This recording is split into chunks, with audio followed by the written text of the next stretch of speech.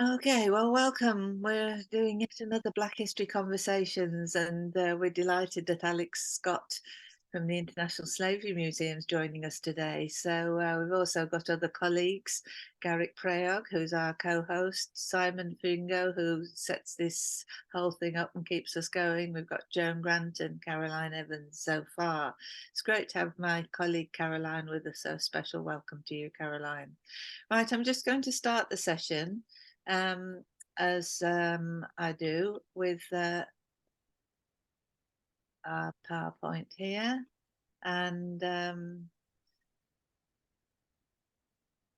on this side here, I say that we also are going to have a quick update on the devastating outcome of Australia's recent referendum. So let's go right into the acknowledgement of country then. This is what happens here in Australia before every meeting.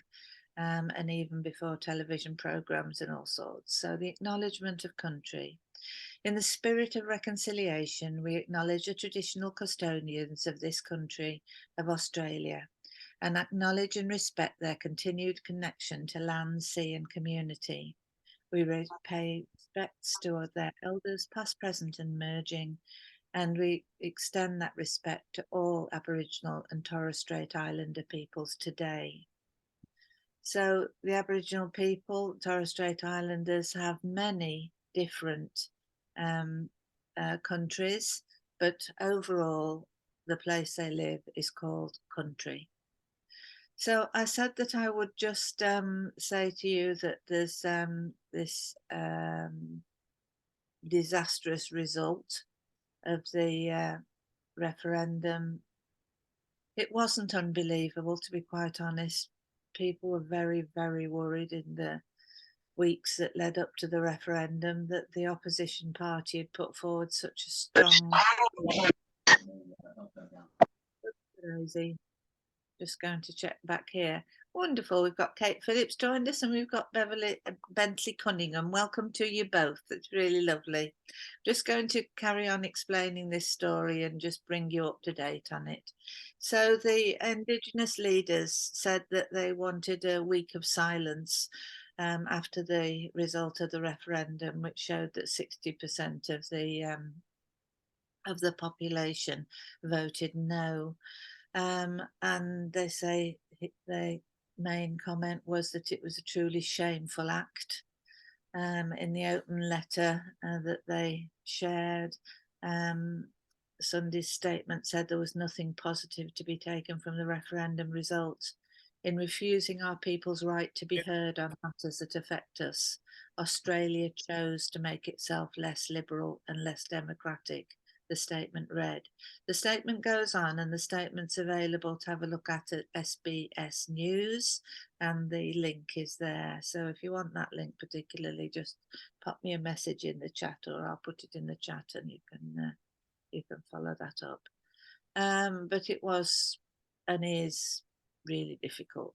And just to continue on that theme and explain how this fits a little bit in a very quick history. On January the 26th, it's a day that Australians celebrate the anniversary of the landing of the first fleet. So in 1938, a group of Aboriginal men and women gathered in Australia Hall, Sydney, and they pronounced it as a day of mourning. Then National Sorry Day was created here in Australia, falling on the 26th of May, and that's been on the States since 1998, marking the anniversary of the Bringing Them Home report. This is about the stolen generations, the stolen children who are taken into care homes. And then, of course, today, this present time, October, Indigenous groups say the referendum loss proves that Australia is a country that doesn't know itself. I think this is very true. And the Central Land Council and ANTAR issued statements and claiming the voice as a defeat was an unparalleled act of racism by white Australia. And we have to remember, of course, that Australia had a white Australian policy until goodness knows when, quite recently. So it's a country without a pleasant history at all in so many ways. Okay, so we've welcomed a few more people. It's lovely to have you joining us. And as I was saying earlier, one of the things that we're exploring with is for Black History Conversations to have our own acknowledgement. So this is refined week on week, depending on the comments, but this is this week's version. In sharing Black History Conversations, we acknowledge the injustice of the actions taken by the British and other European countries that invaded and took possession of the islands in the Caribbean Sea, as well as the continents of North and South America. In addition, we also recognise the exploitation of the great continents of Africa, Asia, Australia, and many other parts of the world in the centuries of colonialisation and ongoing exploitation. We acknowledge that this resulted in the destruction and destabilisation of so many nations, peoples, and cultures. And just to say that Black history, African history, European colonial history, the histories of Indigenous peoples and our shared history is what Black History Conversations is all about. And I find different maps to illustrate this at the moment. Right, and it's also the International Decade for People of African Descent. You mustn't forget that, because the clock's ticking, and I think we should do some work to find out what has been going on. Certainly I need to. And then also the roots of the enslaved people. Another fantastic UNESCO project. These things are going on all the time. But now we're going to meet Dr. Alexander Scott. Alex, it's lovely to meet you. You're going to be talking to us about from Liverpool to Lampeter and back. And for people who don't know where Lampeter is, I've put a little map there. So Lampeter is B in towards counts as South Wales, Lampeter, I suppose so. And Alex is oh yes, I found this talk that you'd done for Lancaster City Museum on one of their 100 objects, and that's a fantastic podcast series. So there's a quote for there's the link for that podcast series as well. And just to say that Alex, the museum, I'm sure you're going to tell us all about this, but it got me checking out again how the site's been developing, and it's really wonderful with virtual tours and contributions, things about modern slavery and transatlantic slavery, and the debates that go on there. So just the most amazing resource. So I can't tell you how excited I am, squeaking with glee here, Alex, to welcome you and to let you tell us about Liverpool to Lancaster and back. Thanks a lot.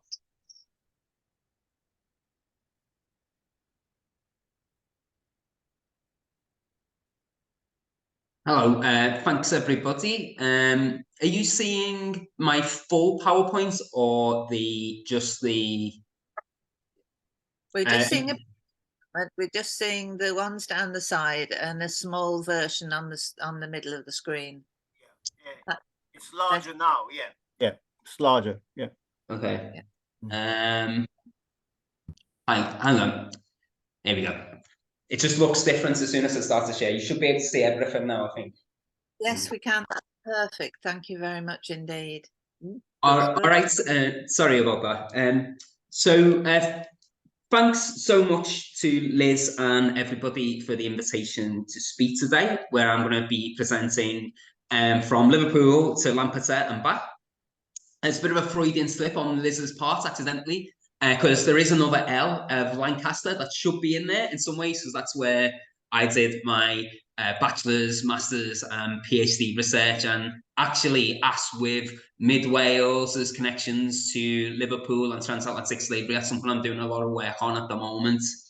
But I'm going to give a bit of an overview of what my employer's doing, National Museums Liverpool, and the museum that I work for, International Slavery Museum.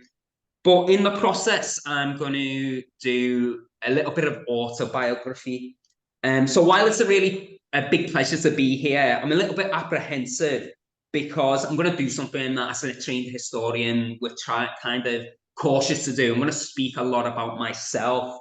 That's not because I am arrogant, although maybe it is, but because I think it's actually hopefully gives an insight into the process of researching and curating transatlantic slavery, which is the main thing that I want to focus on.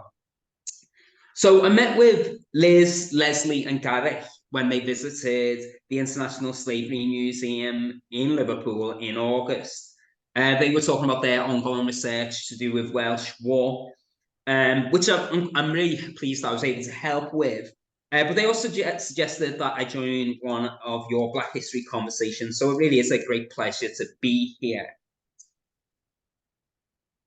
And that is doubly so, not only because of my current work at the Slavery Museum, but because I have a long-standing and ongoing connection to Wales and its connections to the Caribbean in particular, as will become apparent. So up until last year, I was lecturer in modern history at the University of Wales, Trinity St David. And indeed, I still have a loose institutional affiliation with that higher education institution. From 2015 to 2022, I worked at UWTSD's oldest campus in Lampeter, Ceredigion in Mid Wales, where I was involved in original research which interrogated the history of the university, and in particular how its origins were implicated in colonialism and transatlantic slavery. This has led to some interesting collaborations with scholars and students in St. Vincent's and the Grenadines specifically, thanks in particular to the dedication and activism of my colleague Andy Bevan, lecturer in international developments and global politics at UWTSD Lampeter. And to explain the title, it's really through that work in Lampeter, a small university town, kind of in the middle of nowhere, that a lot of my current thinking and practice as a museum curator and researcher has been shaped. So I'll have more to say about all this as we go along. Now, I'm also conscious that this could come across as extremely self-indulgent, especially speaking from the privileged position of a white scholar who is not the descendant of enslaved people. Nonetheless, I'm hoping you find something of general interest and perhaps applicability to your own work in what I'm going to talk about over the next 40 or so minutes. So I'm conscious that concentrating on online talks can be challenging. So I've kind of divided the talk into two parts. The second part will concentrate on Wales, but I'm going to talk about the activities of the International Slavery Museum first of all, and then it might be advantageous to have a pause there and invite your input and collaboration, and then I can resume we'll see how it goes.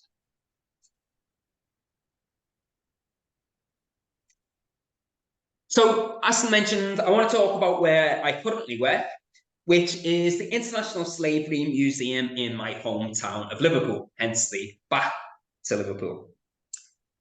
The Slavery Museum, or to use its oft-used initialism, ISM, has been in existence in its current incarnation since 2007. In 2022 and 2023, it's a really exciting time to be working at ISM because its parent organisation, National Museums Liverpool, has secured Heritage Lottery funding for its waterfront transformation project, a series of improvements to several sites in and around the central docks here on the Mersey. Scheduled for completion in 2028, fingers crossed, the project's flagship feature is a total makeover of the Slavery Museum. The main exhibitions will be fully redesigned and move floors inside the museum, with a bridge built to connect the current location of the museum with the adjacent Martin Luther King Jr. building. The aim is to completely rethink our galleries and to, at long last, provide an overdue, distinct entrance to the museum.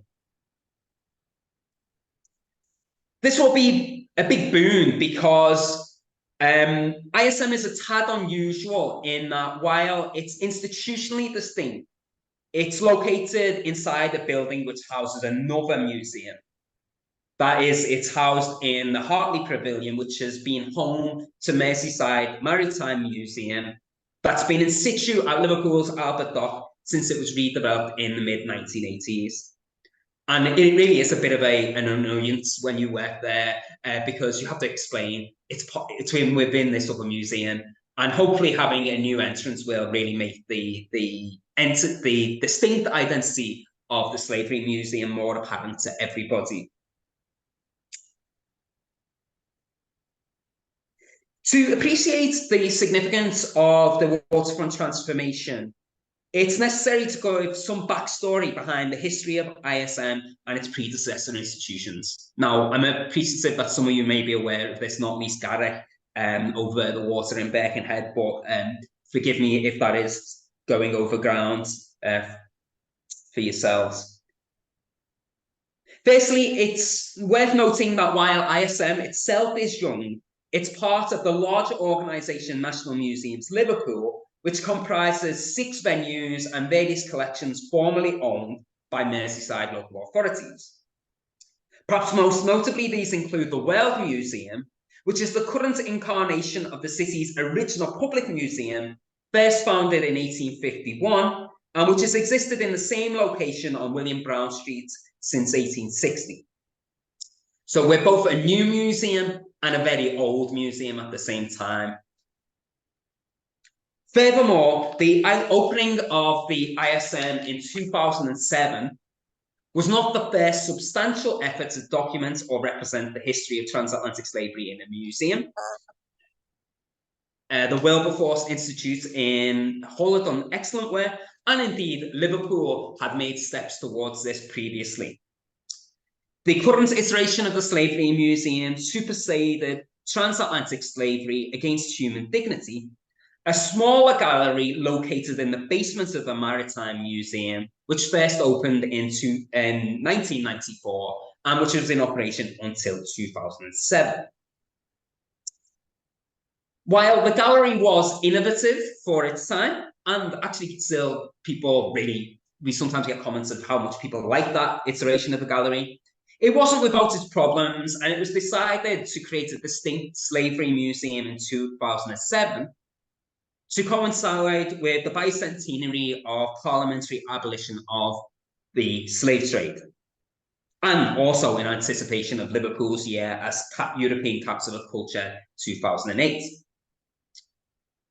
So that's a bit of the institutional history of national museums and the International Slavery Museum.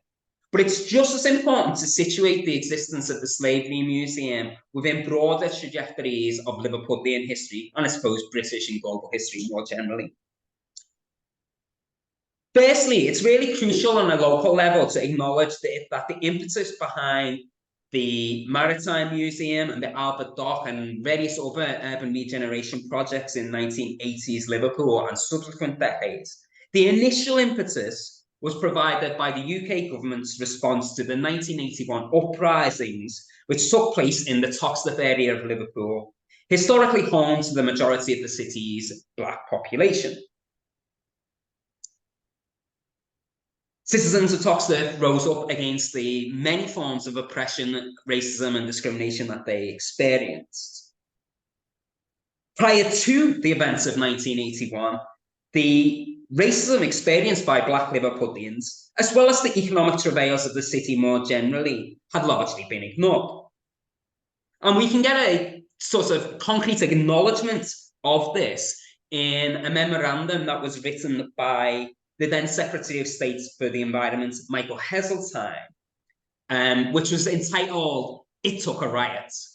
And as Heseltine wrote when addressing the Prime Minister Margaret Thatcher, "No sentiment was more frequently expressed to me during the time I spent on Merseyside."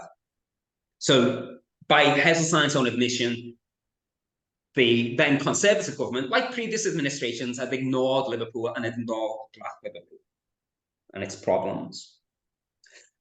In response, and under Heseltine's direction, funding was channeled into renovating the then derelict Albert Dock. And you can see photographs from the 70s and 80s and see the sheer level of despair that disrepair it was in.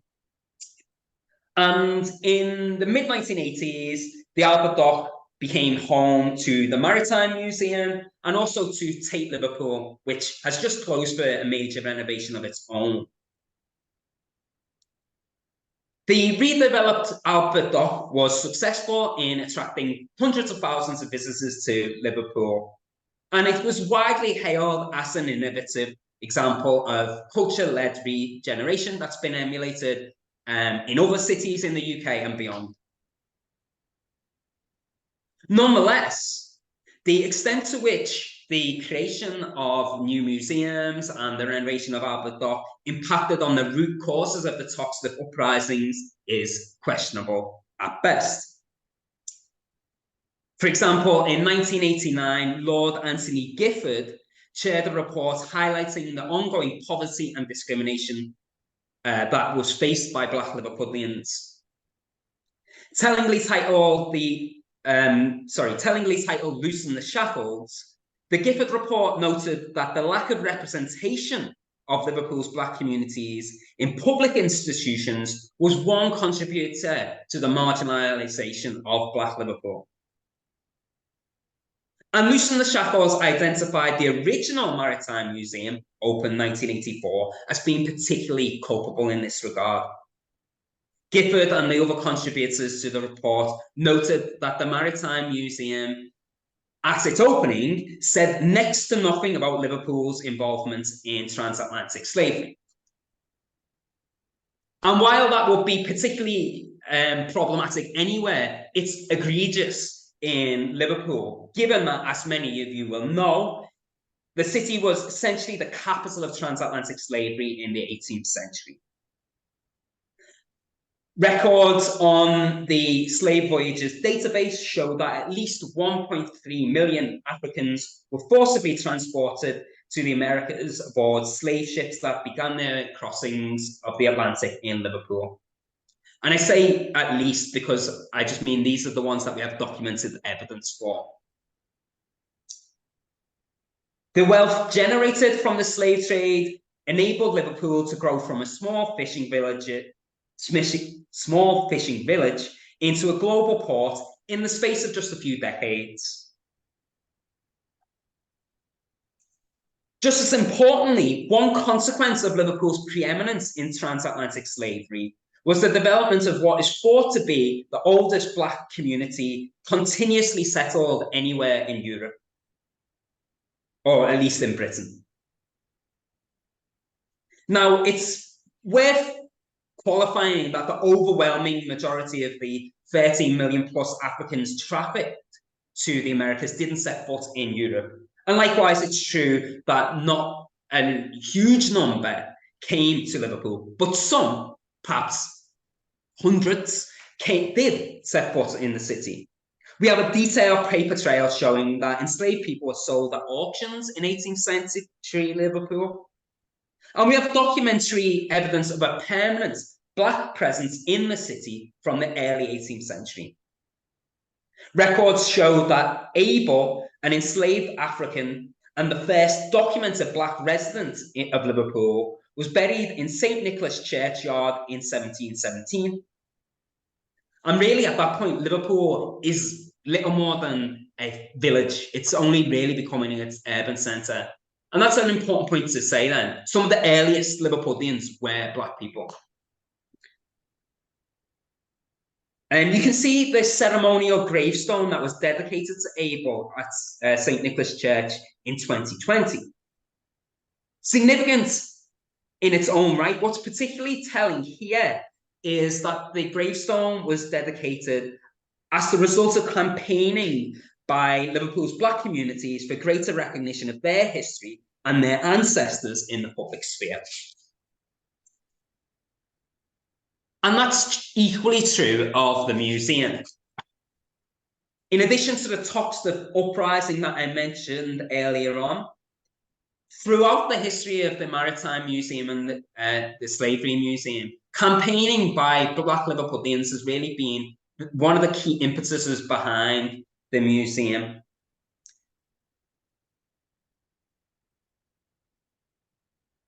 Now, I'm not here, though, to just tell a good news story about the International Slavery Museum. There's no doubt that the 1994 Transatlantic Slavery Gallery and the ISM since 2007 have done really good work. But it's also worth acknowledging that the funding that's been provided by the Heritage Lottery funding is as much about what the museum and the heritage sector more generally hasn't been doing and what it's been getting wrong as it is recognition of their successes. The waterfront transformation project can be distinguished from previous urban regeneration initiatives in its emphasis on thoroughly involving local, national, and international communities in the museum redesign. Funding from Heritage Horizon Awards is contingent on the project being underpinned by engagement programs and delivering a community-led model of working which supports, quote, people and organizations to be agents of their own change. Within this, there's a desire to redress the fact that some 30 years on from the city's first gallery opening, many Black Liverpudlians still feel disconnected from the Slavery Museum and National Museum's other venues. Recognizing this within what we technically refer to as the development phase of the project, National Museums Liverpool has held a series of workshops where members of the public discuss their likes and many dislikes about the current ISM and make suggestions about displays for the reconfigured museums. These workshops have been really rewarding, and it's going to be a fascinating process to start translating the emergent mountains of sticky notes into museum galleries and something more tangible.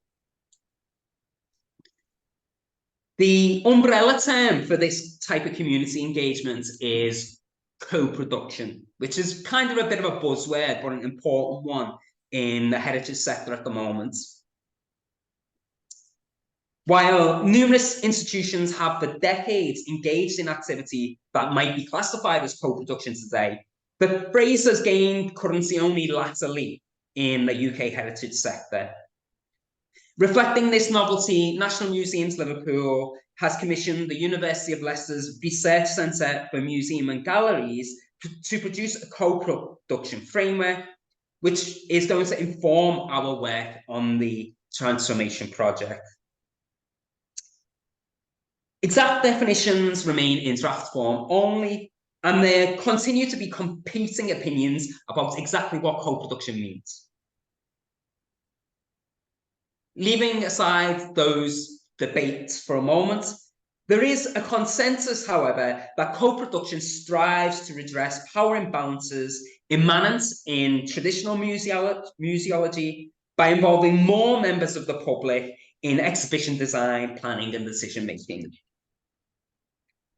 To help make museums more inclusive and democratic, co-production values the various ways that the knowledge and lived experience of communities complement and enhance traditional curatorial practice.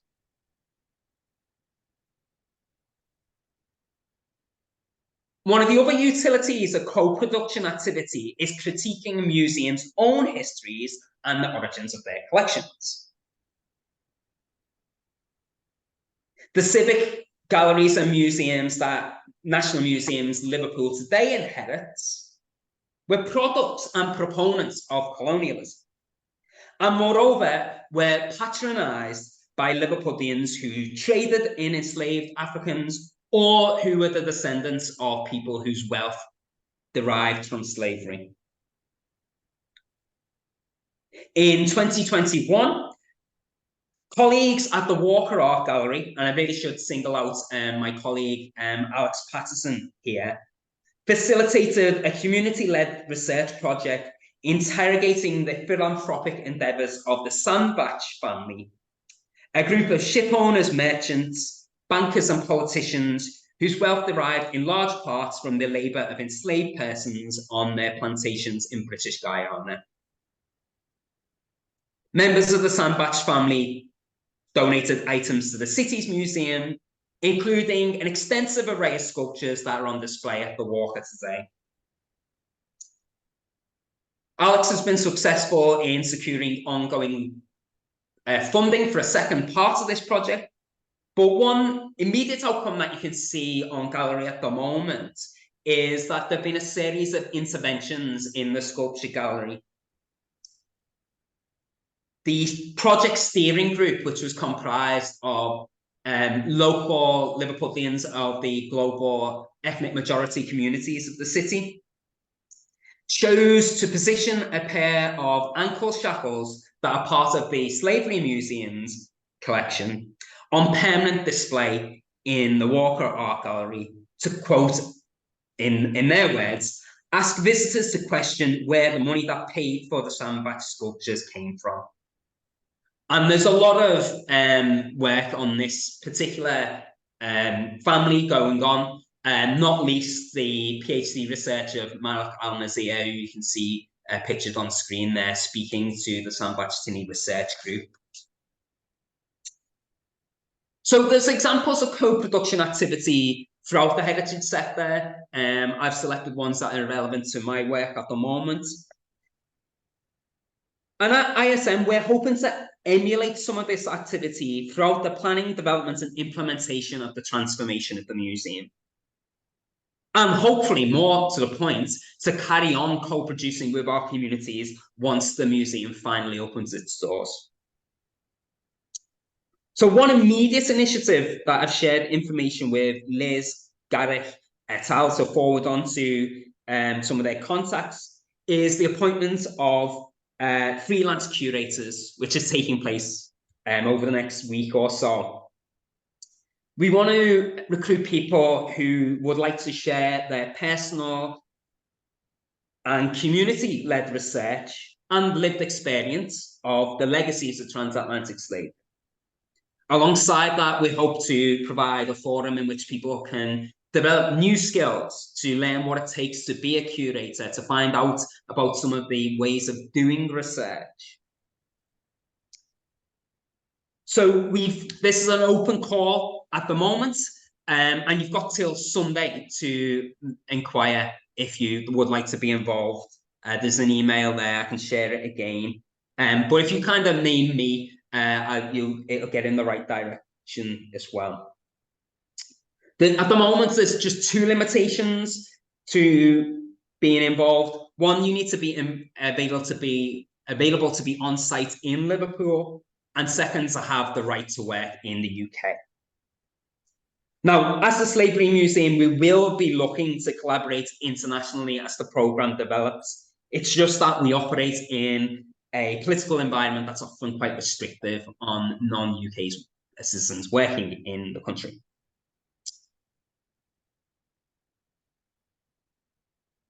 So, with the principles of co-production in mind, and given that I've already said a lot, it perhaps makes sense to pause at this juncture and invite any comments and questions about the museum. And then if we'd like to, I'll resume and talk about some of my research on Wales. But I'll stop sharing momentarily, and then I can invite conversation at this point. Well, thank you very much. That's absolutely fascinating and giving us a real insight into what's gone on and why it went on, what some of the issues are, and what some of your plans for the future. Fantastic. And also those work opportunities are amazing.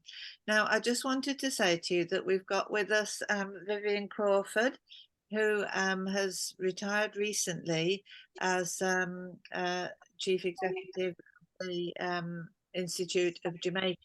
Tip your screen down so I can see you. Can you manage that? Sorry, I didn't catch that last bit, Liz. Vivian Crawford was at the Institute of Jamaica, which is the lead organisation in Jamaica that organises all the museums, art galleries, and libraries and other things. Vivian, can you just tip your screen a bit so we can see you?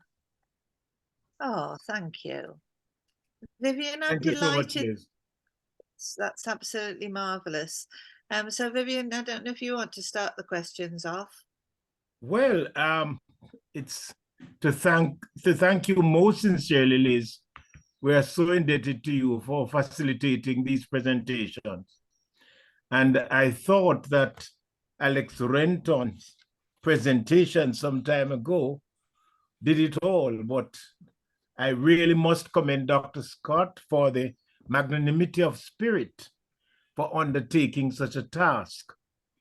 We no longer, thanks for enlightenment, called ourselves slave. We don't use that expression. We said enslavement because it was not of our doing. So we want to thank you most sincerely for sharing with us some of your research. I couldn't help noticing, though, that I saw the image of Sam Sharp in your exhibition. Sam Sharp in 1831 was executed for an alleged uprising. He had said that he would resist. They should resist going back to work after Christmas. And the news got around it and the wrong way. And there was this uprising 1831. And his famous words, I would rather die on yonder tree than be a slave. So when I saw the image in your museum, I said, wow, thank God. But to thank you most sincerely, Dr. Scott, for the presentation. And I see you have some of the instruments of torture there.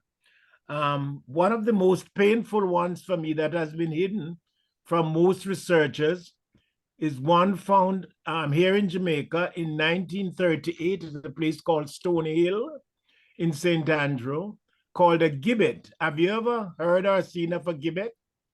Gibbet, I suppose that's French, gibbet.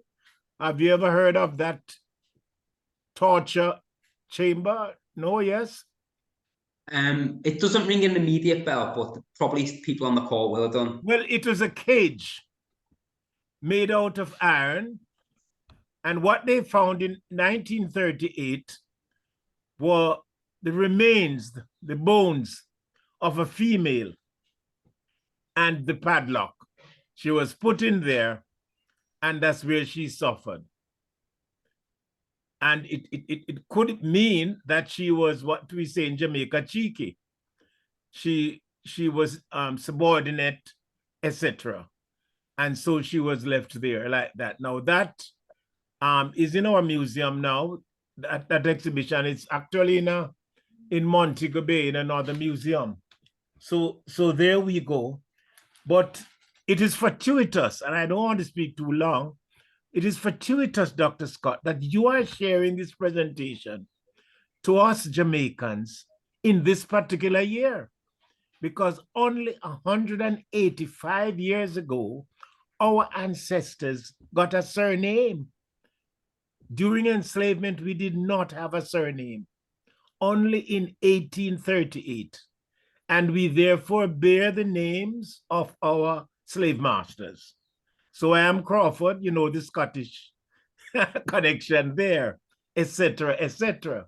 And I often wonder as a child, why pets were given names? Because as Alex Renton pointed out, we were regarded as half human and half animals to justify enslavement. So the dots, we are putting the dots together. And I can't find words enough to thank you for your magnanimity, as I've said, of spirit in sharing this information, and also to Liz, who has gone beyond the call of duty to facilitate these presentations. So I'll rest for now. It's not my case, except to say that our own Jamaican Professor Colin Chan has said that our ancestors did not come through immigration. They came through customs, because they were regarded as goods. Thank you. Thank you. Vivian, Vivian. I don't know if you want to respond, Alex. I mean, it would be.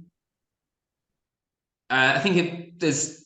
I mean, I can say a couple of things on the specifics of relating to the displays. I mean, I can't top the overall sentiments that Vivian was expressing, but just to say that actually we are thinking about the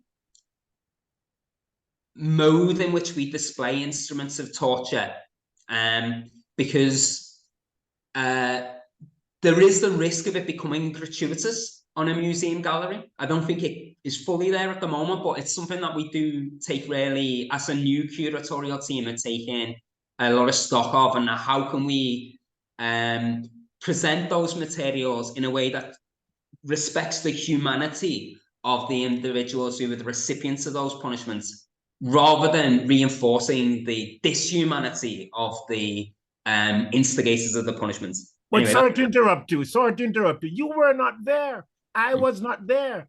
So there's no apology. You are relating on something that happened. So you have no responsibility for it.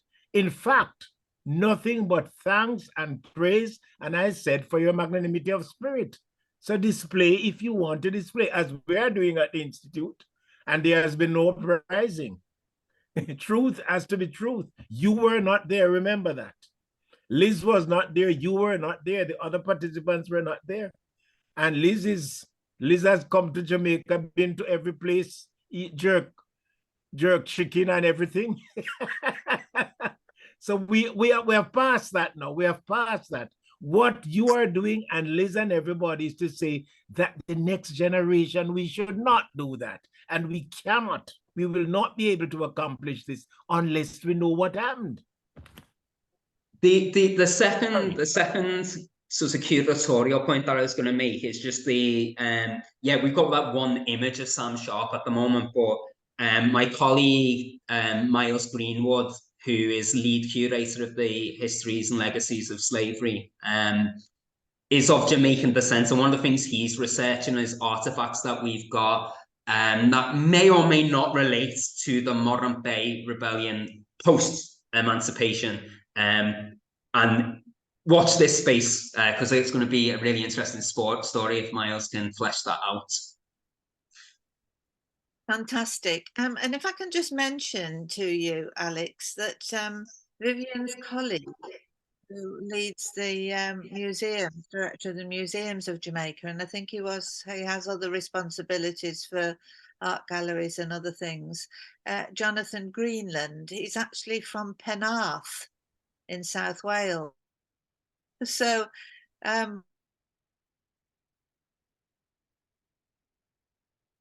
Museum of Wales and the Museums of Jamaica.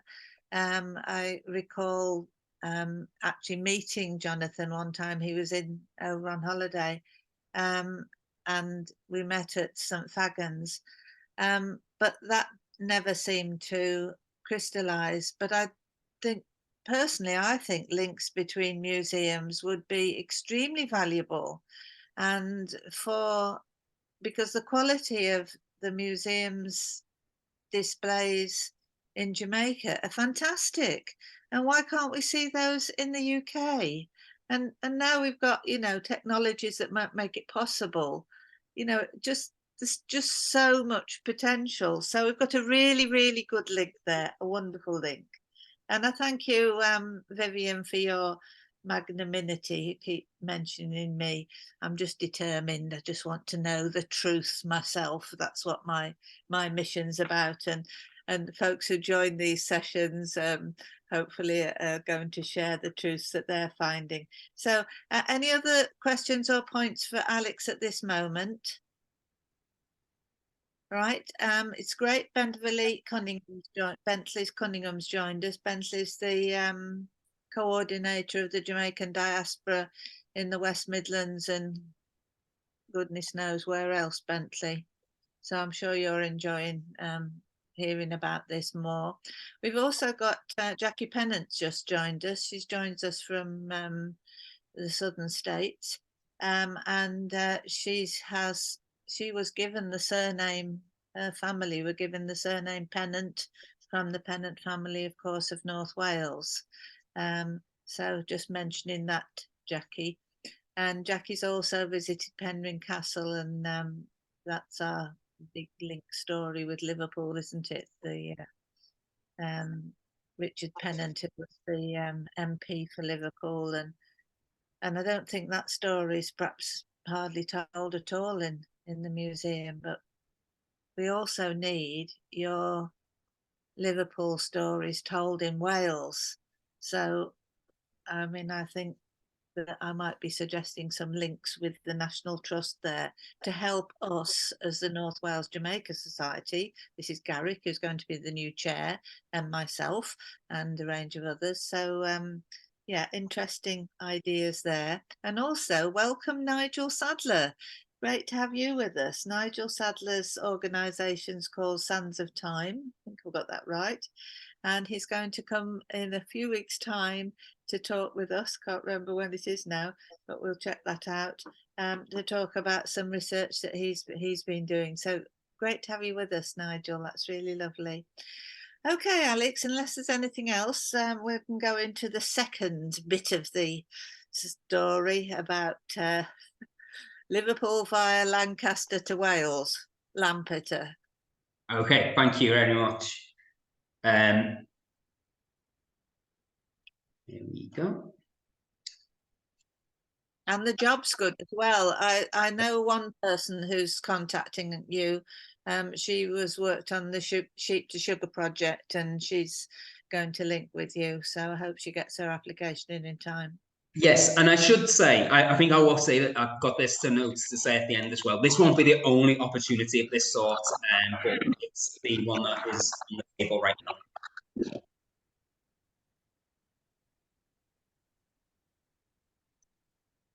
Okay, so as hinted earlier, while I am a Liverpudlian who's grown up with quite a detailed knowledge of how much my home city is built on the profits of transatlantic slavery and all its inhumanities. And in fact, I'm a trained historian with a lot of experience working in academia.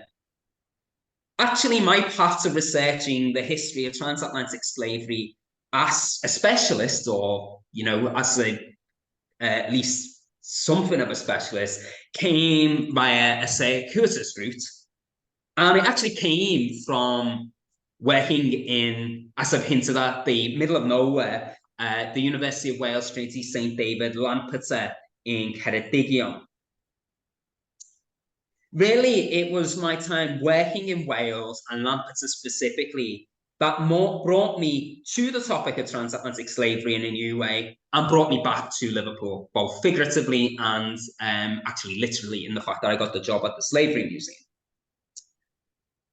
While working in Lampeter, I taught history courses on empire and colonialism and on the Black Atlantic. And as part of that, I became increasingly interested in trying to think about how these topics might relate to students' lives, and also, in particular, how they might manifest themselves in rural Wales and the landscape in and around Lampeter. Now, there is one detail that's kind of significant in this regard, and that is that I was working at a very old institution. So UWTSD inherits what was St David's College Lampeter, first established in 1822, making it the third oldest degree-giving institution in England and Wales, after only Oxford and Cambridge. There is Scotland, who had lots of universities, but we'll leave that aside for a moment. And given it was in that era, it's not surprising that once you start scratching the surface, there are lots of connections to colonialism and slavery in relation to the benefactors of the university, its founders, but also the architecture of the museum, of the old building which the foundation stone was laid in 1822. So I'll talk about that, how it's kind of present in the built fabric as we go along. Now, it would be remiss of me, though, to pretend that there's something groundbreakingly original in thinking about Wales's connections to slavery. Of course it's not. So Chris Evans's 2010 book, Slave Wales, was something of a watershed in focusing the deep interconnections between the history of both rural and urban Wales and transatlantic slavery. And as you, of course, know, and as, of course, you are all evidence of, there have been numerous community-led projects interrogating this history in greater depth over the past decade or so, including the Heritage Lottery sponsored From Sheep to Sugar, Welsh Wool and Slavery, which I'm glad to see continues to have more and more outputs, and hopefully we'll see more in the future.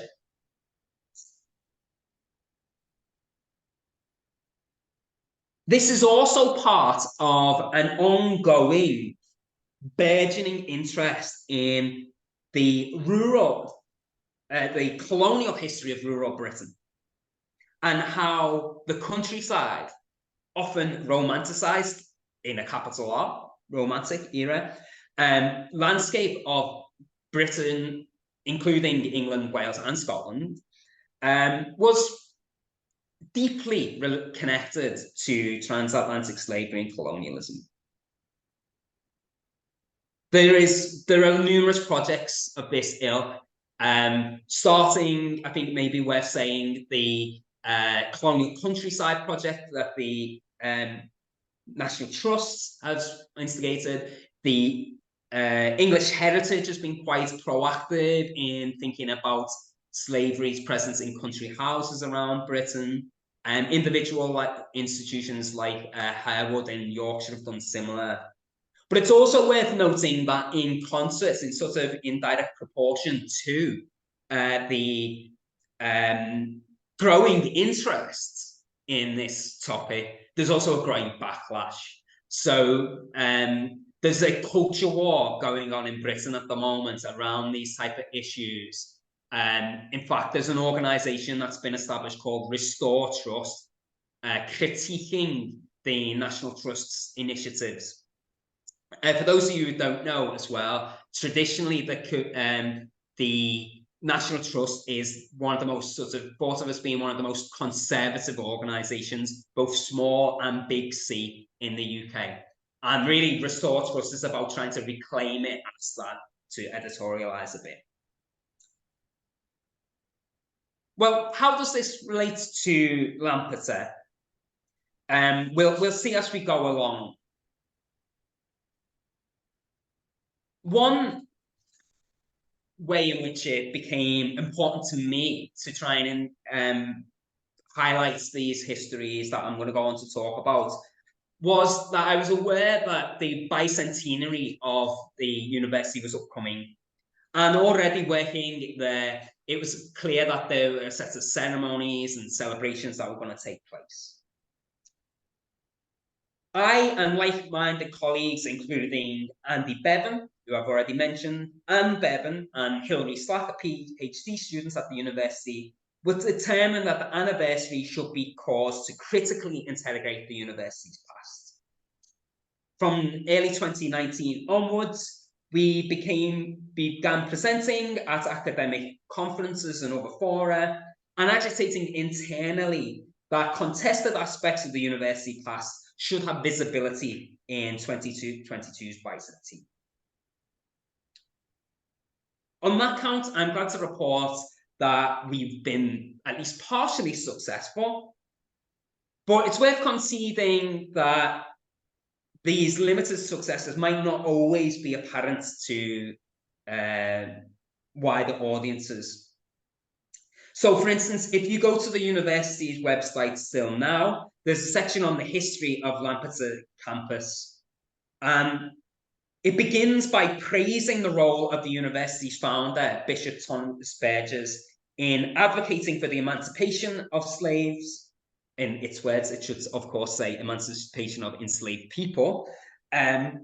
and draws attention to the support offered by fellow abolitionists William Wilberforce and Henry Fortin, who were friends and acquaintances of Burgess. It also notes that many other industrialists like Richard Crochet and bankers such as Lord Carrington were contributors.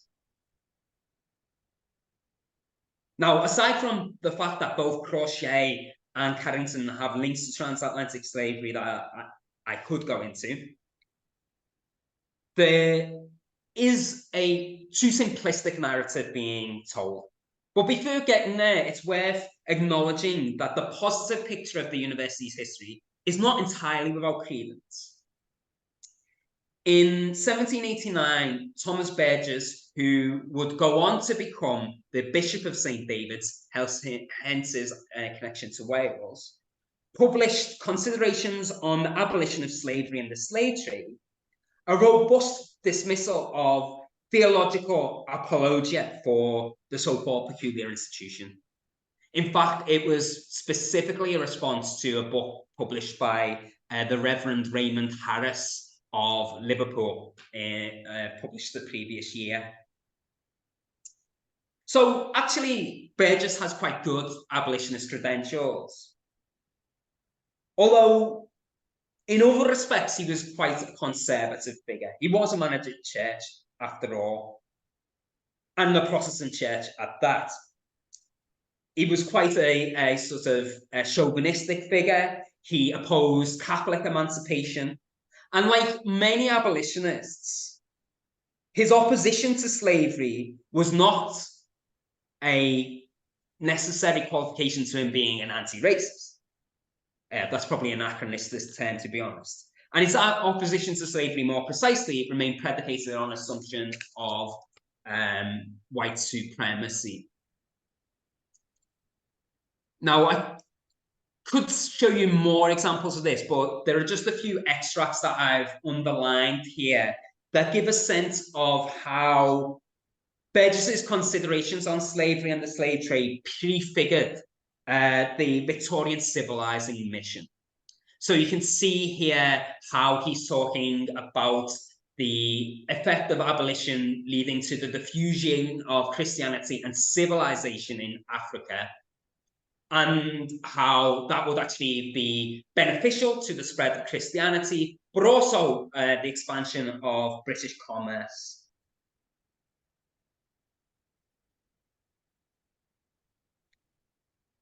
Burgess's belief in spiritual conversion and moral uplift of Africans was actually very consistent with the rhetoric and iconography typical of many white abolitionists, including some of his counterparts who were associated with St.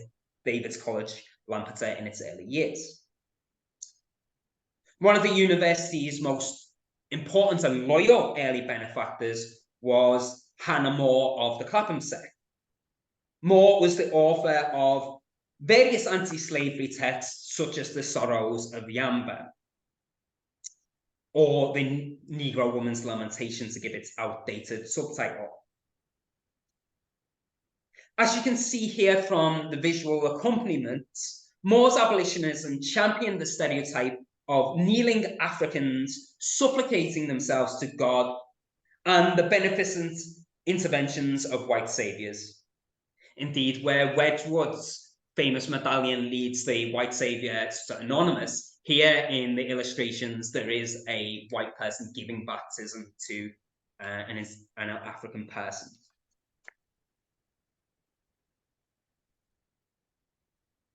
Such imagery was actually part of the repertoire of the architect who designed St. David's College's old building, which is still the centerpiece of Lampeter's university campus. On screen is a drawing of the pediment which Charles Robert Cockrell, the designer of Lampeter's old building, made for the exterior of St. George's Hall in Liverpool. So this is kind of that back and forth of my own research here as well. Dating from 1850, the pediment shows earlier iconography associated with abolitionism, adapted to a post-abolition context. So this is after the 1830s, it's after the abolition of slavery, after the abolition of apprenticeship, which was slavery by another name. And you can see there that within the wider image, there's a figure dressed in the manner of Britannia, and I've circled this in pink here, where this woman is cradling an identifiably young African man whose chains have just been broken. The insinuation here, the sort of self-serving insinuation, is somehow that Britannia, was the bestower of emancipation, rather than it being something that was won by the agency and uprisings of people of African descent. Moreover, this image is a celebration of empire. The scene that I've circled is one representing the different continents of the world.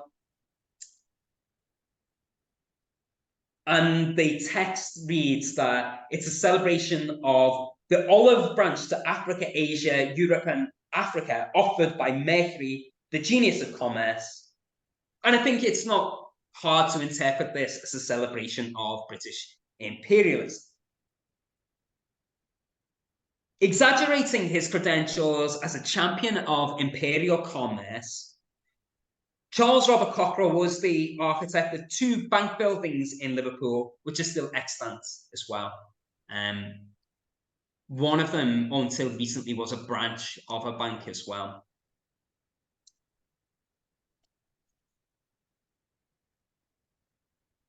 More importantly, perhaps, than those connections as well, Cockerell is an excellent example of the colonialist and slave-owning milieu, which quite literally shaped St. David's College.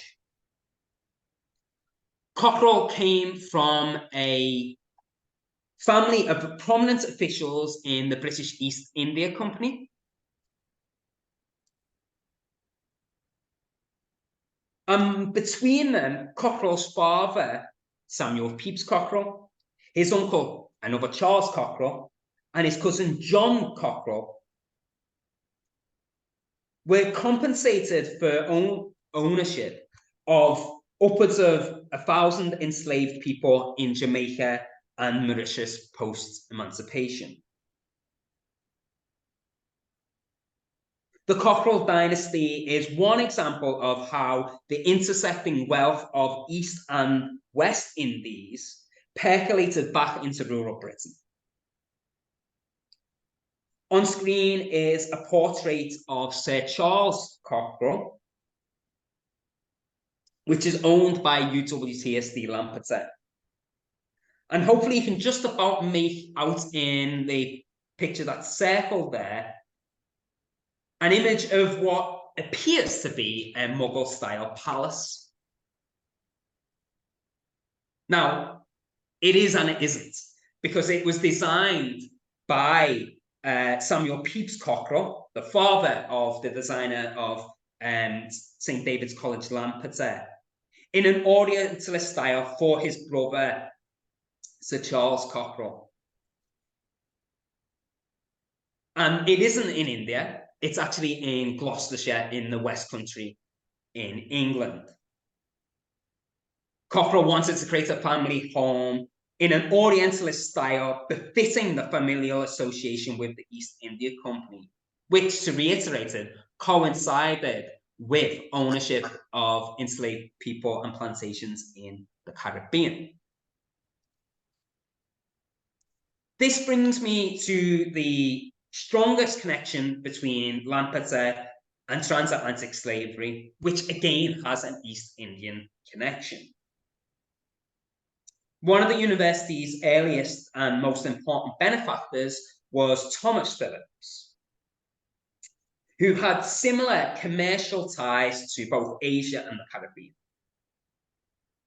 Phillips earned his fortune from trade undertaken whilst working as a surgeon for the British East India Company. both in India, China, and in Australia, in fact.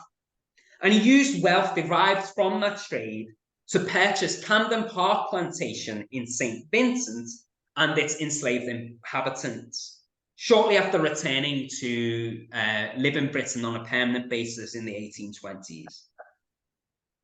Property for all of this, this property was compensated to the tune of £4,700 upon abolition of slavery in the 1830s. Phillips was a Londoner of Welsh extraction, and he had connections to various educational institutions in Wales, not least the founding of Llandovery College in Carmarthenshire, which is still extant as a private school today. Phillips's connections to St. David's College in Lampeter included sponsoring a number of student scholarships, but perhaps most lastingly, the donation of 20,000 books to its library, a bequest which remains the bedrock of the university's special collections. For this so-called beneficence, Phillips has been lionised by the university. In 2010, for example, the university held a special exhibition dedicated to, in the words of the Vice-Chancellor, celebrating the 250th anniversary of the birth of the great benefactor, Thomas Phillips. An accompanying biography, or rather hagiography, by John Morgan Guy compared Phillips to the heroes of the Hornblower and Sharp novels. Another exhibition from 2014 similarly created a romantic image of Phillips's connections to China, and there's an enthusiasm and love for the Orient. In fact, this 2014 exhibition was particularly egregious in that it made no mention of any ties to the Caribbean or any sense that there might be something dubious about the wealth that Thomas Phillips accumulated. There have, however, been previous occasions where the issue of slavery and Phillips's compensation were mentioned. But when the issue has raised, there's been a tendency to downplay its significance, both to Phillips's biography and the history of Lampeter's College. Now, there's lots of examples that I could highlight here, but I'm just going to, as a shorthand, cite the 2010 exhibition catalogue I mentioned earlier, which described in which Morgan Guy described Phillips as an absentee landlord who was supposedly solicitous of the welfare of his slaves before manumission in 1834. So this idea is, to put it crudely, that Phillips was a relatively good slave owner, which of course is a ridiculous contention. So you can imagine, as an historian and working for an institution that has put this type of material out into the public domain, one would be annoyed, and I wasn't the only person. So over the course of several years, myself and other colleagues tried to set the record straight. In June 2020, with the impetus of George Floyd's murder creating ripples around the world, I recorded a podcast based on some initial research on Phillips, which actually informed a race equality plan by the university.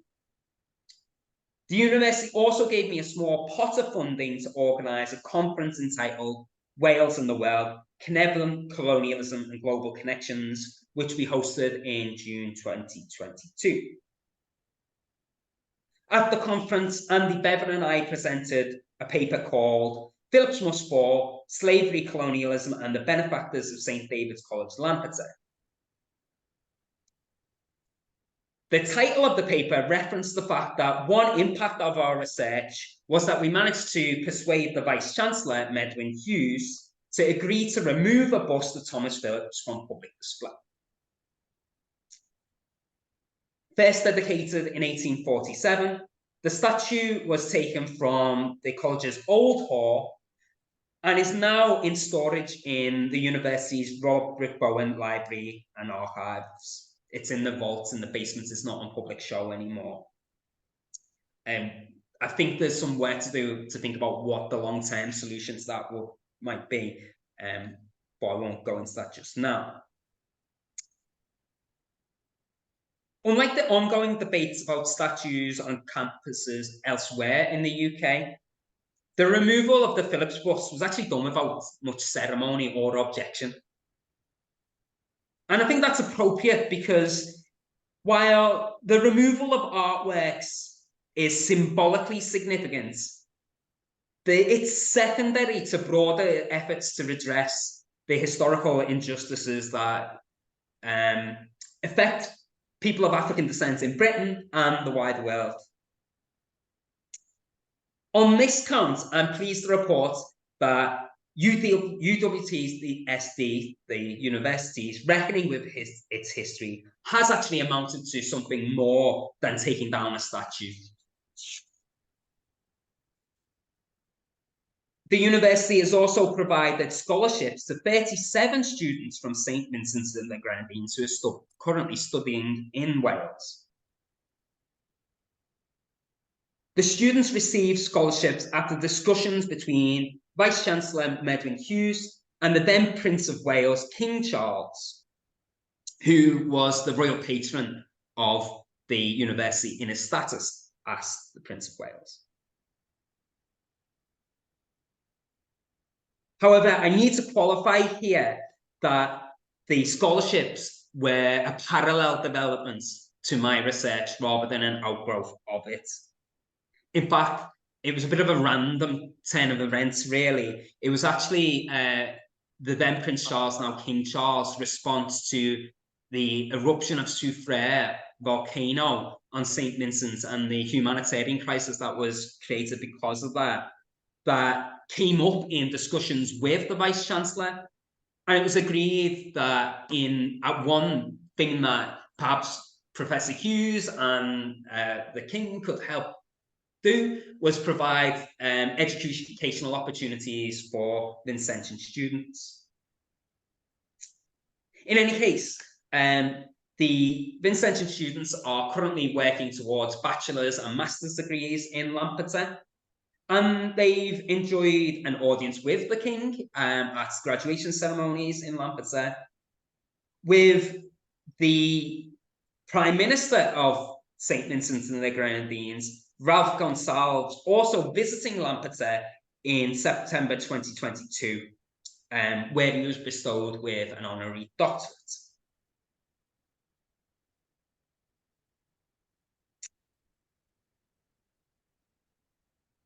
What's notable in just the screenshots that are available here is that there's no mention of Phillips' connection to slavery, Phillips or the connection to slavery. And it's a bit of a source of regret in some ways, but perhaps it's not. Perhaps the ends are more important than the means.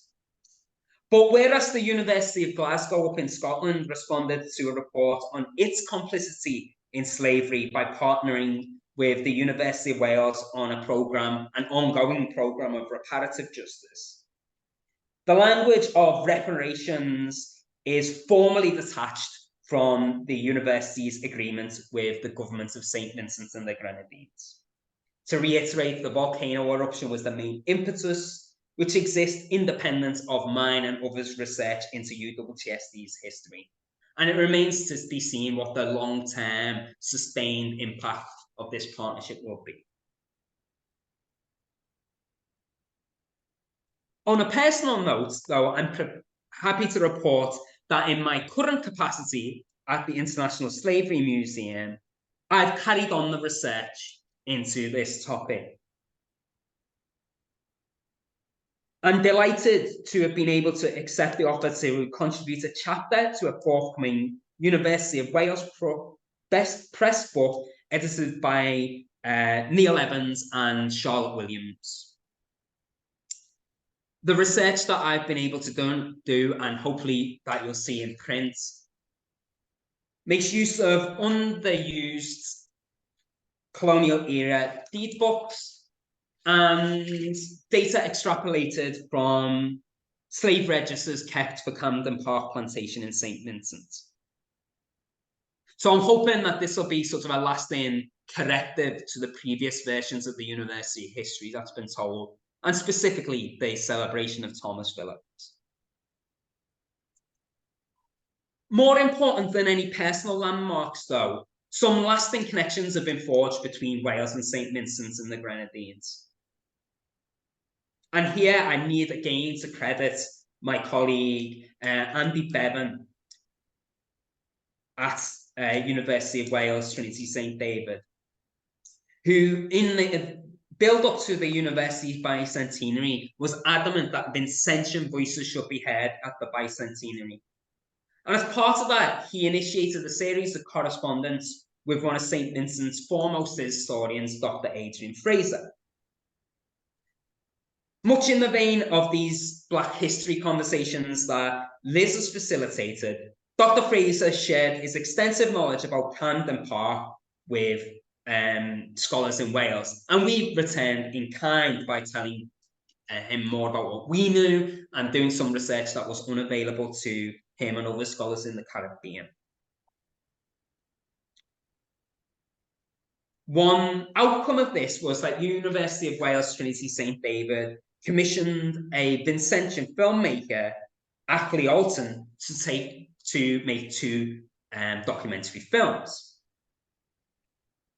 Ackley visited Wales to broadcast the premiere of the first of these, which is called Sugarland, and which is available for free via YouTube. And I'd recommend having a look at it. It's a powerful piece of work which concludes by appealing for reparative justice.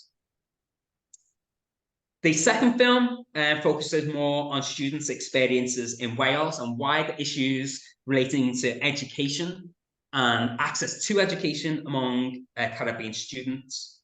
It also features yours truly and Andy showing Ackley around some of the archival collections housed in Wales.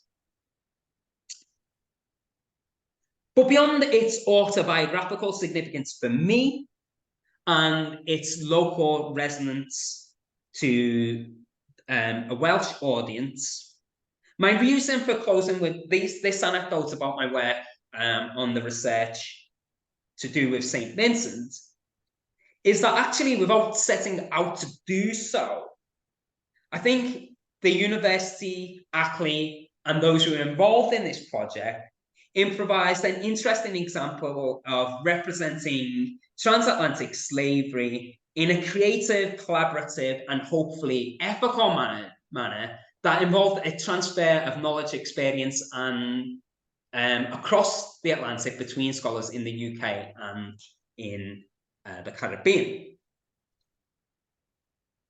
Moreover, the types of experience and lessons learned from working with Vincentian scholars and students acts as a model of sorts for myself and fellow curators for the work that we're currently undertaking at the International Slavery Museum. We're interested in finding new ways of collaborating and co-producing with communities, local, regionally, nationally, and internationally. And with that, I encourage all of you, if you're interested in doing so, to get in touch as we plan what is hopefully going to be a really great museum, an even better museum than the ones that's on the docks in Liverpool at the moment. So I'd welcome any last-minute applications to become a freelance curator at the Slavery Museum. But in the even shorter term, I would say close by thanking you for your attention and invite any other questions, comments, or discussions that we might have. Wow, that was fantastic. You've got an amazing range of slides there. It was really, really good. Yes, well done. Thanks so much. That's excellent. Vivian, have you got any follow-up questions or anything? I see where Joan is on before me. I Okay, yield to the lady. Joan? Thanks. That's very good. I mean, I'm going to be very, very clear. I think we need to focus on the history and not the activism so much. I do believe that's going to end up as well. I think the collaboration with the students in the Caribbean and them coming over to Wales, etc., that was all good. But I think getting into this activist agenda, personally, I think will be problematical. But I think we need to focus on the story, because the story makes its own point.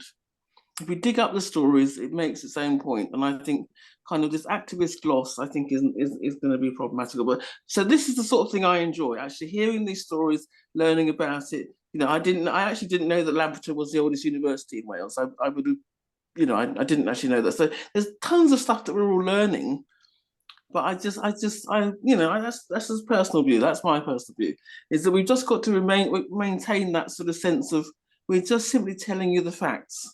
We don't need, you know, we're just telling you the facts. You make your own, you know, reach your own conclusions. Great, thanks, Joan. Good, Alex? Yeah, if I could just respond on that. First of all, I didn't know that Lancaster was the oldest university, but I was indoctrinated over the years that I was there to learn that very clearly. Yeah, I think maybe it's easier to do. Like, if you were to read the way I write it in print, it's actually it's not polemical. If I was a bit polemical in this, then that's perhaps not characteristic of the way. But I think you're right Joan, in often this type of, I wouldn't necessarily think that there is a distinction between research and activism, but it doesn't actually necessarily need to be getting on a soapbox and hectoring people. It is just a presentation of the facts and a presentation of the history as I interpret it, and the way people have chosen to ignore over previous generations. So I don't know whether that complements what you were saying, or you have any response.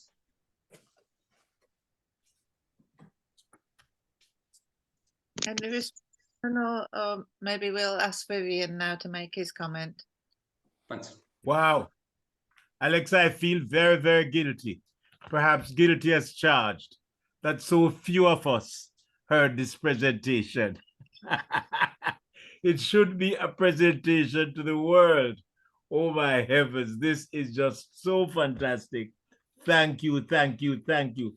3 quick comments to say that I was truly touched when I saw my batchmate, Dr. Gonzalez, receiving this honorary degree. We left University of the West Indies actually 54 years ago. Of course, I was a senior citizen because I went to university as a senior citizen, and he was just leaving high school to come to Mona. He was the president of the Guild of Undergraduates. So from those days, we knew that he was on the political journey. Secondly, I would respectfully ask, that's my personal opinion, that we do not destroy or hide these statues. I said it before, let me repeat, we were not there. And if we hide these statues, destroy them, we're actually destroying evidence. And so if you do not want to put them in a lofty place, and who are we to judge? Because in their time, it was thought as being right. Let it be at a spot where we can see that what they did, and therefore we do not make the mistake. They are not here, and we are here. And finally, I don't think Europeans, or perhaps West Indians, we say enough about those who were against enslavement. I am the direct beneficiary of an Englishman, Reverend John True, from Mandeville Parish Church here in Jamaica. And in the 1830s, when he knew that enslavement was coming to an end, he wrote copies of several letters to England. And one of the letters caught the attention of Sir Thomas Fowell Buxton. And he identified in the British House of Commons from the Lady Micah Trust money which was used for the establishment of elementary education. I am the direct beneficiary of such a letter and of Sir Thomas Fowell Buxton, Lady Micah Trust. And so we perhaps need to say more. Albert Schweitzer left Germany to go into the Belgian Congo, and we need to share that more. We need to sing our hallelujahs. Thank you very much. Thanks, Vivian. So I'll just add a brief comment on all 3 points. Unfortunately, I never met Ralph Consalves, which would have been amazing because he's such a engaging figure. Yeah, I mean, about the statues, and this is where I have to put my museum professional head on anyway. Like, I absolutely, it's like statutory requirements that we conserve those things anyway. I think it absolutely was the right decision to remove it from being displayed in the way that it was and had been for 150 plus years. But I know my colleagues down in Wales are of similar mind, that they're thinking, but they want to think about it really carefully and not rush into making a decision. And they won't, even though some people, and I, you know, with my non-professional head on, I could maybe have sympathy to this, would say, like, maybe smash it up and create something new. My job and my employers at National Museum Liverpool would hang me if I said they were going to that I was advocating destroying a museum. So I will be on that point. The third point about about commemorating the history of the abolitionist movement, the white abolitionist movement, I think is a really important point, but it is a little bit of a balancing act, and it's a difficult balancing act for us to negotiate in our museum at the moment. And the reason I say that is that we actually, in terms of the material culture, the artifacts that we have so much more material that is related to abolitionists, worthy and important as their work was compared to the experiences of enslaved people. So that's just one sort of issue. But it might be a bit of a gratuity to do this, but the points that you were making about the importance of white abolitionists in Jamaica would be music to the ears of one of my PhD students. So I've kept a small contract in Lampeter. My colleague, Hilary Slack, her PhD is actually on William and Mary Knibb in Jamaica. So hopefully that'll see fruit in a few years' time. And I've got a plug for someone else's work in there, so I'm pleased with that. And Gareth says hand up. I'm so glad about that last point, because it was the abolitionists in Jamaica who bought lands. One man, Filippo, he took 25 pounds, bought lands, cut it up into lots, and the people were able to pay for them over some time. So that story has to be told. Wow.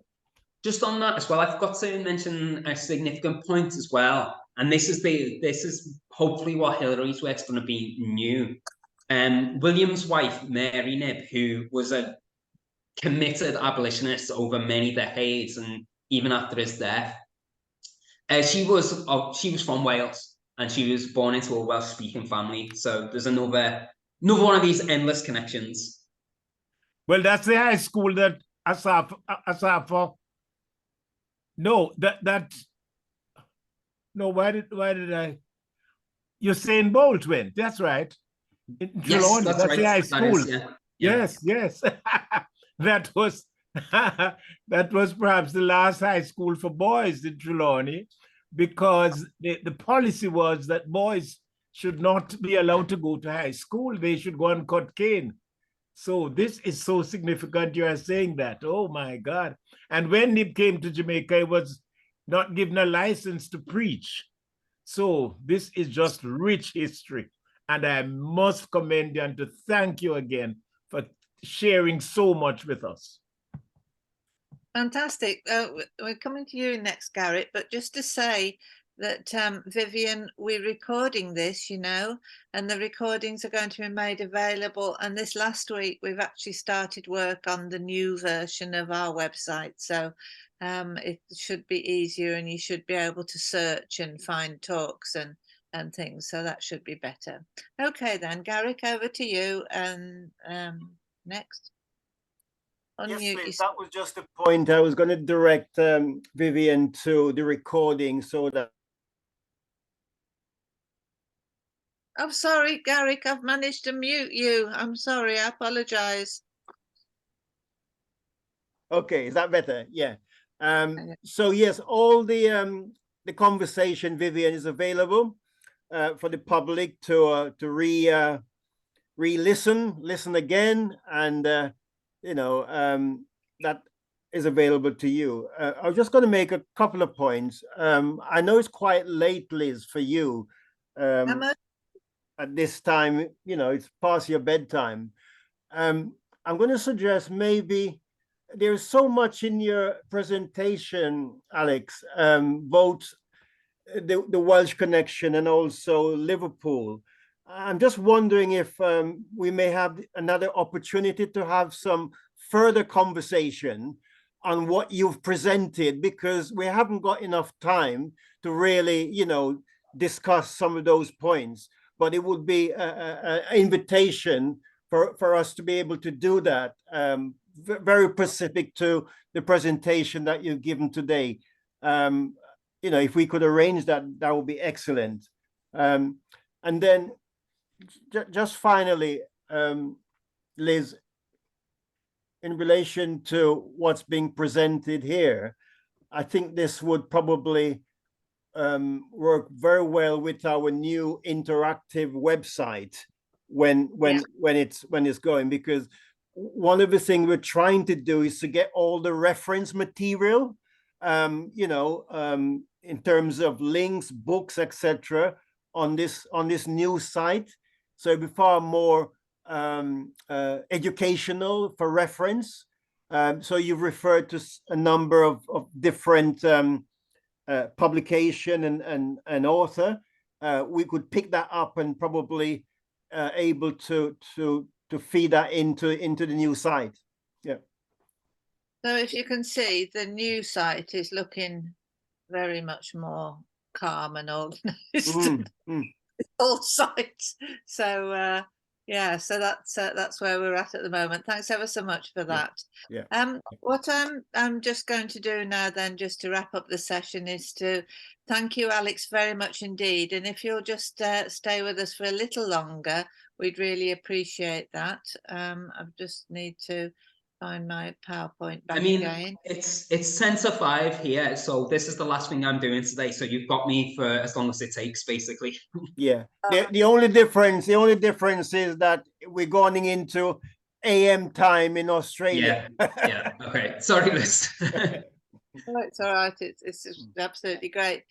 Just to say, I'll just put this on a bit bigger so you can see it and get rid of the design ideas and goodness knows what else. So these are things that are coming up. So this is something that the History Department, the University of Warwick, are doing the 31st of October. It's an in-person and one till 2:30, and it's Professor Hakim Adi, who's obviously, well, for those who know, he's going through problems at the moment. I don't know what's happening with that, but that's a lecture that he's doing, affirming the history of African and Caribbean people in Britain. I'm not sure if this follows up one of his books or not. Yes, it does. So, right. Okay. So, next one. Sorry. What on earth happened to that? Let me just check it. A bit strange. Very strange.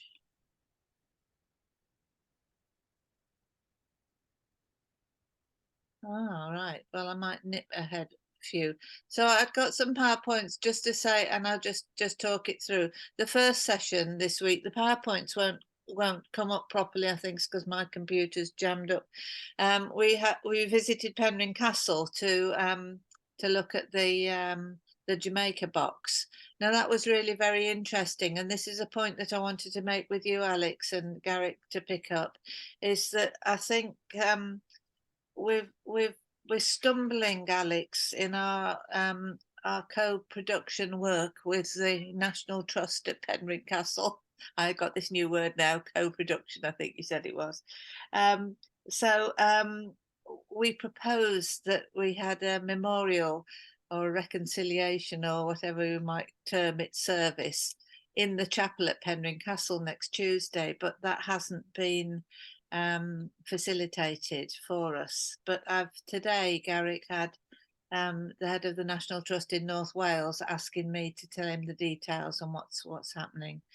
Joan? I think I'm right in saying that Penryn Castle, that is the Pennants, isn't it? Is that right? Yes, that's right. Yeah. So they did a program, probably yonks ago, isn't it? Where they had somebody with the pen, a black person with the Pennant surname went to the castle and all this sort of stuff. Isn't that from some time ago? So I mean, I don't know what they're doing now, but they have done stuff in the past. Whether who knows what, I don't know. You're working with them, but I'm saying they have done stuff in the past. Whether they want to do more, whatever, I don't know. But they have. That program does exist. I think it's on YouTube. But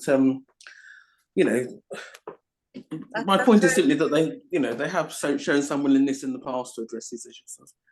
That was produced in 2007, and since then, the exhibition, the film was 2007 as well as the exhibition.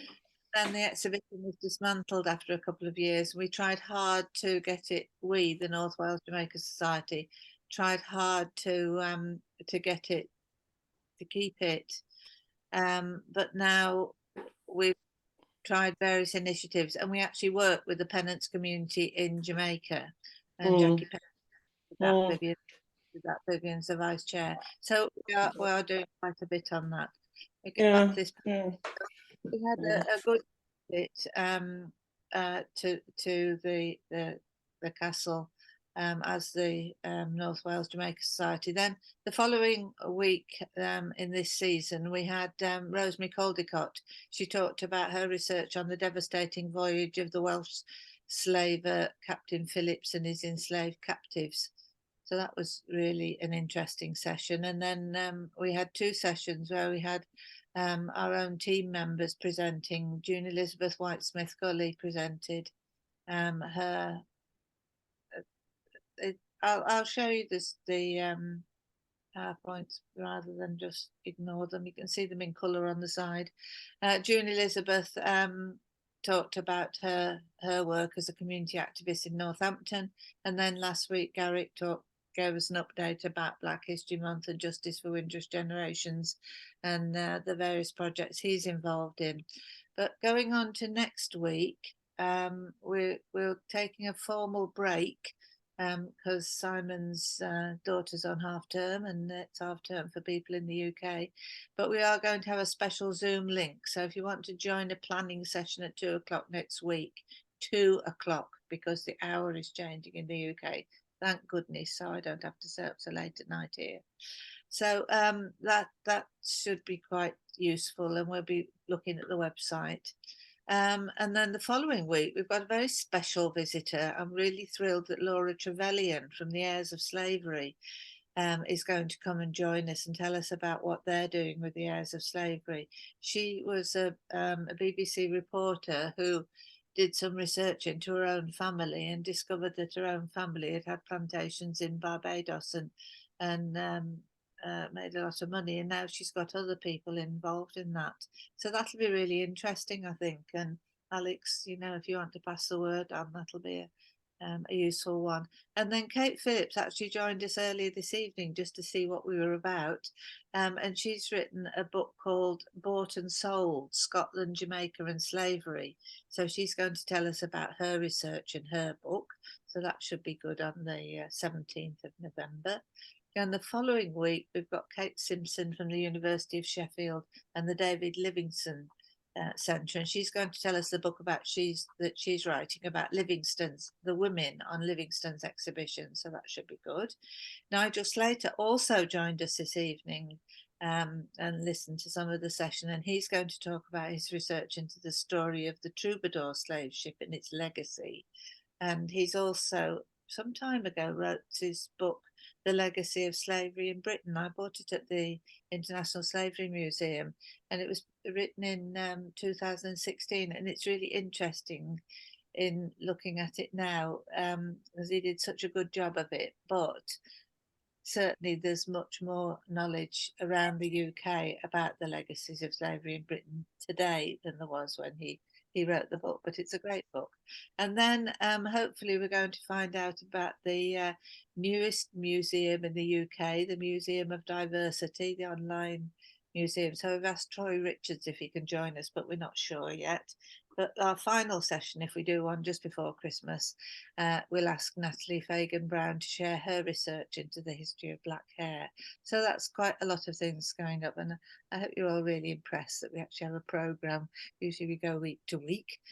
This is the book I mentioned last week. The picture you can see here on the side, not in the big screen. Goodness knows what's going on.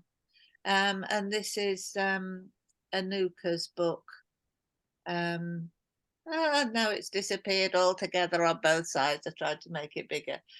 Where she claims Stonehenge was built by Black Britons, and gosh, the Telegraph really responded to that and commented that this was, what were we doing telling children this? So Anuka's Atinuka is a brilliant children's author, Nigerian, and so that book's certainly one well worth reading. Right now we can't see what any of the rest of them are, so we'll just give up, I think, at that point. Yes, I've got some other points. I'll sort this out for next week. I'm sorry about that. I don't know what happened. It's just exhausted my computer. That's what it is. Eric. Your computer is probably saying to you, Liz, it's time for you to turn me off and, you know, shut me down. Yeah. Okay, just finally, Vivian, you would be pleased with this. So when I finish this call now, I'm going over to Liverpool to that building that Alex Scott showed you, the great big St. George's Hall, and I'll be attending an event in honor of Mary Seacole. So we're honoring Mary Seacole today in Liverpool as part of the Black History celebration. Wonderful, wonderful. Yeah. Well, there's so much going on in Black History Month. Absolutely fantastic. But So thank thank all you. for Sorry, modesty does not allow me to tell you that I identified where she stayed in Kingston and arranged for the plaque to be there. Excellent, excellent. Well done, well done. Yes. Now, this is a brilliant contact here on screen between you, Alex Scott, and Vivian Crawford. Yay, Alex. Alex, has Alex ever been to Jamaica? I've not, yeah, I've never, but very interested in going. So how did you get your jerk chicken? From Liz. Liz tell you, had no patties. He has had patties. He has that jerk chicken. From Birmingham. Well, we have already said that the North Coast Jamaica. Alex, come to Jamaica. Yeah, it's on his bucket list, Vivian. Yeah. Liz. Oh boy. Right. Thank you, Alex, for preparing that and taking so much time, and we appreciate the fact that we've used up your afternoon, but it's been so valuable. It's a pleasure.